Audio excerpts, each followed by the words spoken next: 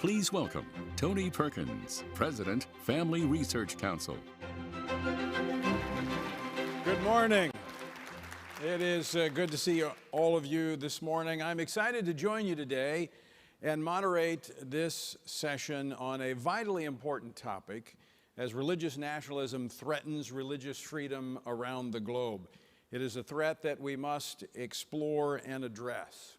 And to start off this discussion, it is my honor today to introduce Archbishop Elpidophoros, who is our keynote address this morning. His Eminence is the 8th Archbishop of America, elected since the establishment of the Greek Orthodox Archdiocese in 1922. Archbishop Elpidophoros studied at Aristotle University in Thessaloniki and at the Philosophical School of the University of Bonn, Germany.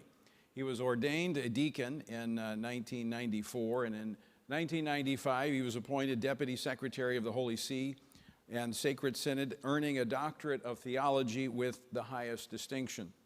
He has served as the Orthodox Secretary of the Joint International Commission and as a member of the patriarchal delegations to the General Assemblies of the Conference of European Churches and the World Council of Churches. No doubt he has a lot of frequent flyer miles.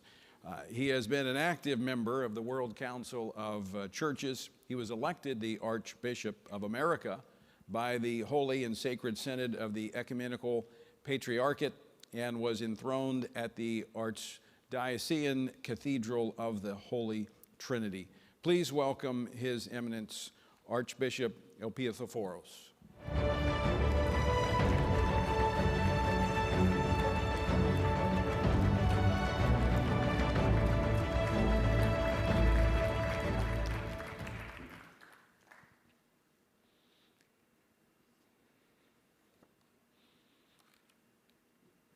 Ambassador Brownback and President Stewart, co-chairs for the 2021 summit, honorary Senate co-chairs Senators Coons and Lankford, honorary House co-chairs Congressmen Swayar and Smith, esteemed presenters, fellow participants, dear friends. It is a great privilege to be with you today, and I want to express the appreciation of the Greek Orthodox Church of America, a province of the Ecumenical Patriarchate of Constantinople, the mother church of the Eastern Christianity, for the exceptional work of the International Religious Freedom Summits.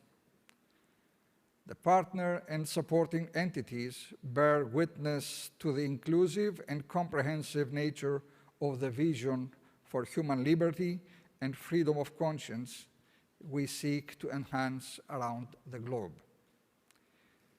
I shall commence the subject of my remarks with the following observation.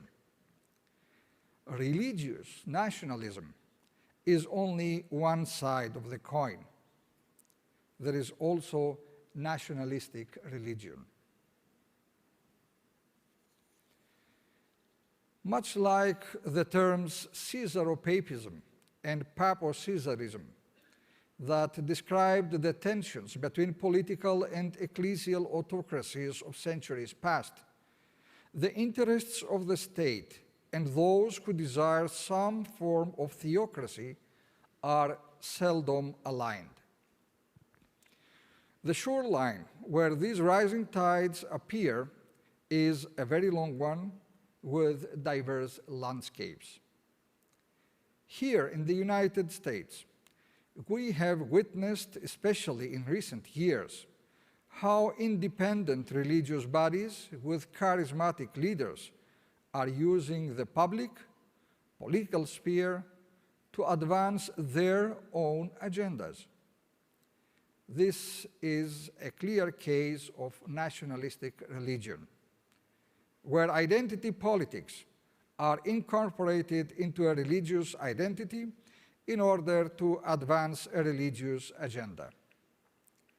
Should such a tide rise to an undue influence, either in the legislative, judicial, or executive branches of government, it would challenge the very idea of the First Amendment and the non-establishment clause concerning religion.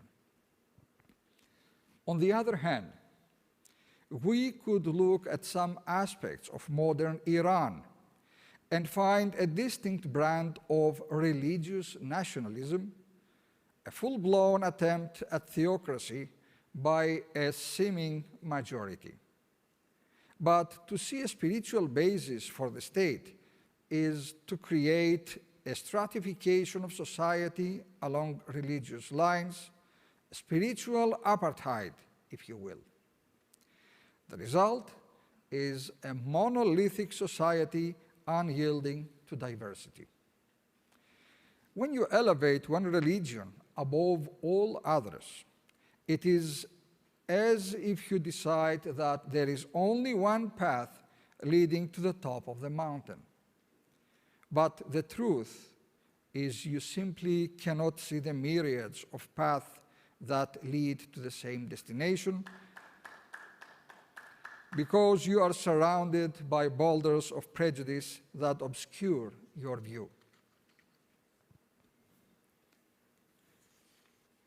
Finally, there is a hybrid of the two, as in the case of the Russian Federation and the post-Soviet Russian Orthodox Church. The painful history of the Church under the communist regime came to a sudden and stunning halt with the fall of the Iron Curtain. However, even as the Russian Federation morphed into its present form, the newly freed Russian Orthodox Church struggled to rebuild its place in society. Its cooperation and support of the state has been a way to regain its former glories. Yet, it is the state itself that has benefited from the religious nationalism created by the reborn Orthodox Church within its borders. Precisely because the Moscow Patriarchate maintains much of the contours of the old Soviet Union. The close relationships between the State Foreign Ministry and the Church Department of External Relations is well known. Through the networks of the Moscow Patriarchate, the Russian Federation is able to exert influence in the new nation-states that emerged after the fall of the Iron Curtain. Ukraine is a case in point where a local Orthodox Church was established legally and canonically by the Ecumenical Patriarchate, like all Orthodox churches in the world. Yet, the Moscow Patriarchate continues to maintain its own entity in Ukraine for political obvious reasons. This is clearly in the interests of the Russian Federation, which benefits as much, if not more, from its religious nationalism as the Church does from its nationalistic religion. These few examples, painted in broad strokes, highlight the kinds of exigencies that we are facing. By promoting one religion above others, states create an oversized monolith in the public square that de facto and sometimes de jure excludes the citizenry who do not conform to that religious point of view. For the religious entity, the material advantages of state sponsorship should be far outweighed by the cost to the ethical, moral, and spiritual core of the faith tradition, any faith tradition. To put it in specifically Christian terms, I quote from the New Testament, "For what shall it profit a man if he shall gain the whole world and lose his own soul?" Throughout history, every religious body has had to face the choice of rendering unto Caesar the things that are Caesar's, and unto God the things that are God's. So, how do we overcome these tides that seem to inexorably rise over time? First, we must confess that such monoliths are not consistent with a modern, pluralistic, and emergent world. Democracy still finds a way in the imagination of peoples who yearn for liberty. That is why the cultivation of indigenous democratic forms of government, not the imposition from without, is an answer for both the state and the religious culture.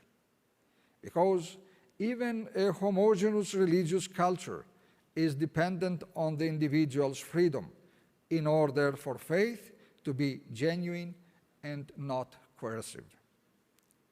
Second, we can accept that the historical journeys of any people possess complex and complicated markers that, if respected, create sea walls that hold back the troubling and troublesome tides. Allow me to close with a recent and very relevant example from the nation of my birth.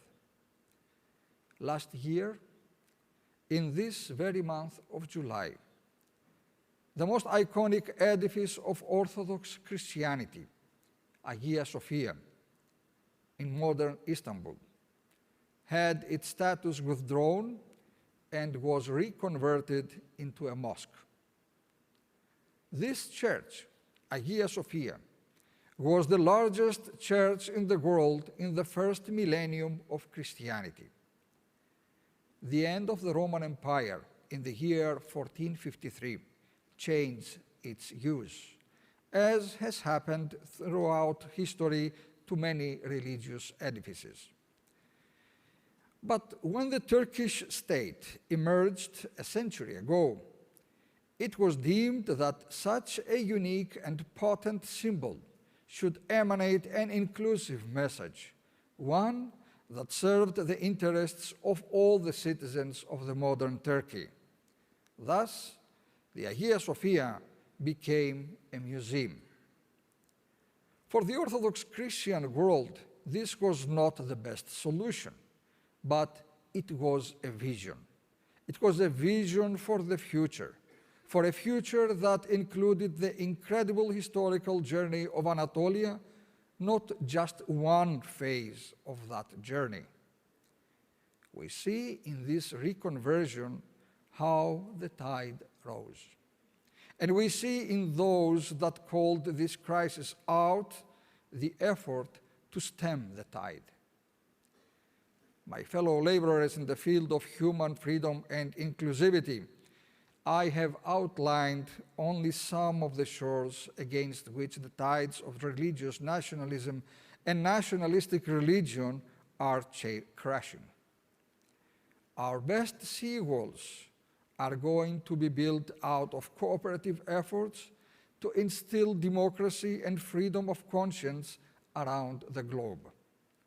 This summit is a most significant building block that in that wall that we desire, and I thank you all for your attention today and for your service to this mission.